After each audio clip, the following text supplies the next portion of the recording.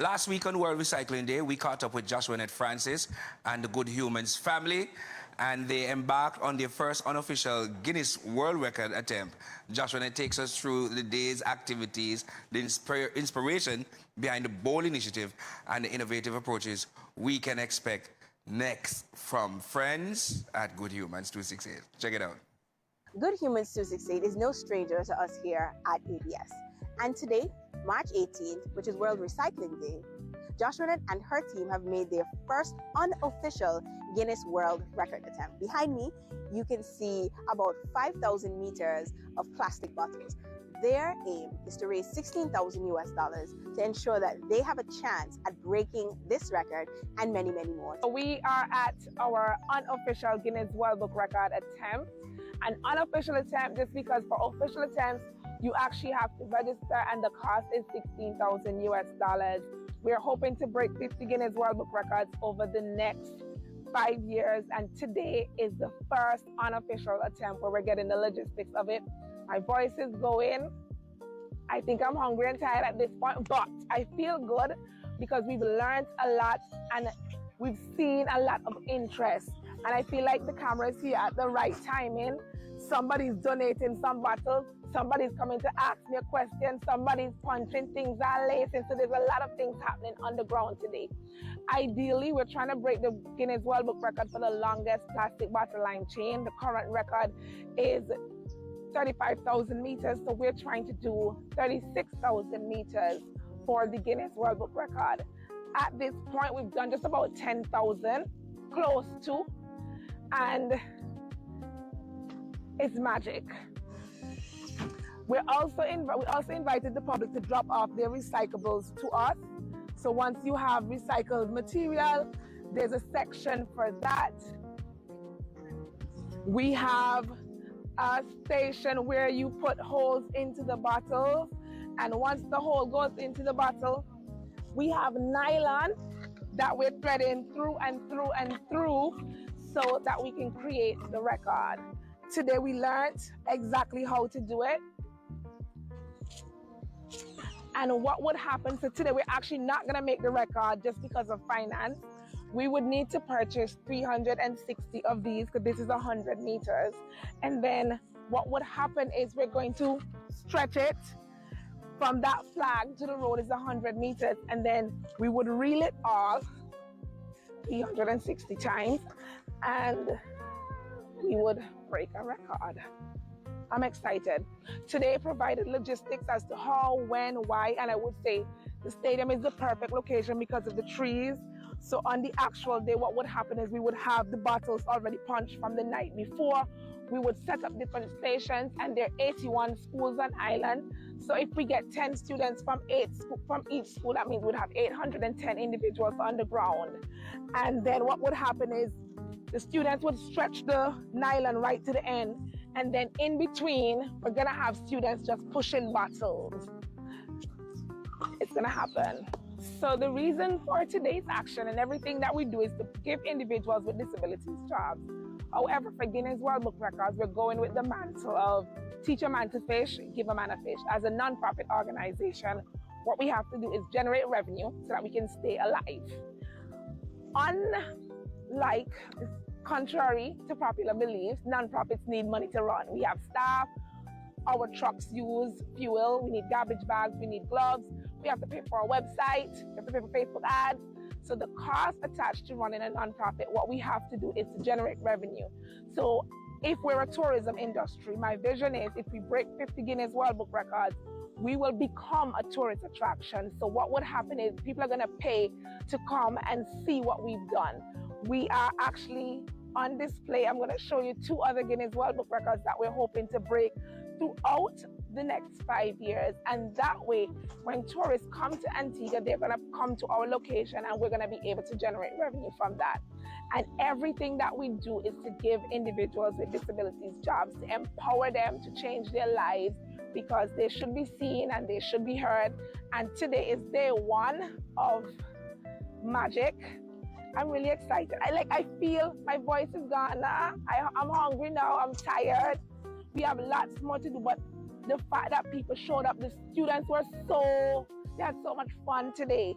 And even there was a beehive preschool came and like, it doesn't have to just be secondary schools. We can invite the preschoolers, and what we could do for the 24 hours is have it in different sections of the day. Different people would come. Trust me, once we're able to get that $16,000, that means we're going to be putting Antigua on the map for something other than the 365 beaches.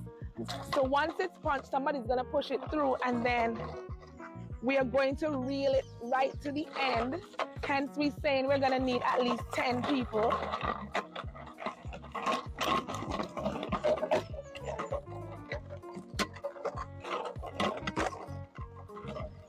And if we have 800 students doing this, it's literally gonna take them less than an hour. Come behind me, Dana. So what would happen is one student would be here, and then another one would be pushing the bottle straight to the end.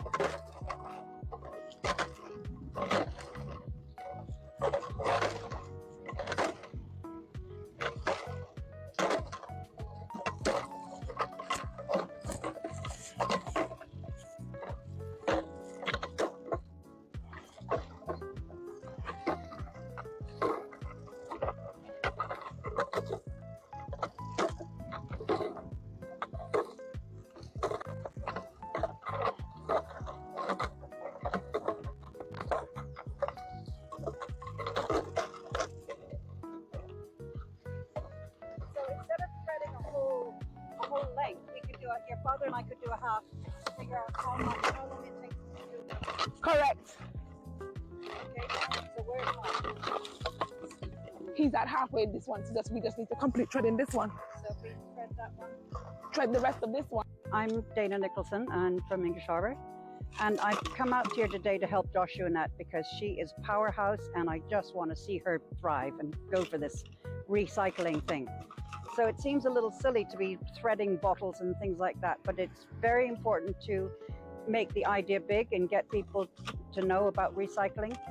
The plastic is putting microplastics into the drinks that we're drinking out of these bottles, and I want people to know that too. So actually what I want to do is transition to glass bottles, and there are a couple of ways that we're thinking about doing that. Like if we took this glass San Pellegrino bottles, and if we could come up with a plastic mold or kind of a top with a seal on those, could we wash the bottle and then put the lid on? Another possibility, the cap with the seal. And another idea is to try and raise the money to get Orson at Gunthorpe's. He's been trying to help us to possibly figure out how to get a glass bottling plant so we could reuse glass bottles. And for every bottle that somebody buys as glass for a single use, will replace a single-use plastic. So actually, even though I'm playing around with plastic all day long, actually what I would really like to do is not support plastic, not perpetuate plastic, but to try and switch to glass. Another Guinness World Book record that we're going to break is making the biggest flag from bottle caps. So ideally, the flag is going to be drawn, and then we're going to stick our bottle caps onto the flag like this. We're going to outline all of the colors using caps, but I am a girl who likes to do test trials. So once we complete this activity, the idea is to do a billboard. So we're going to have the flag drawn on 4 plywoods, and my vision is it's going to be outside of airports. So once you drive out of the airport, you're going to see it right there. And I'm also thinking we could probably have individuals with a little signature on the bottle cap. So when you come to our location and we do this mini one, then we're going to do 4 plywoods, then we're going to do 8 plywoods, then we'll do 16 plywoods. So we would keep making it bigger and bigger and bigger. And when you visit our location, you get to do that. Another record that we're going to break is the Red Bull rings actually have Red Bulls in them, and the idea is to collect 100,000 of them. We're also going to do a collection of the regular rings. This bag has in over 10,000, so the idea is we're going to sort them by color. We want to make a dress for Carnival for it. Let me tell you, right? The idea is to create the energy surrounding waste, and we're going to do it with Guinness World Book Records. So when tourists come here, it becomes something amazing. I'm excited.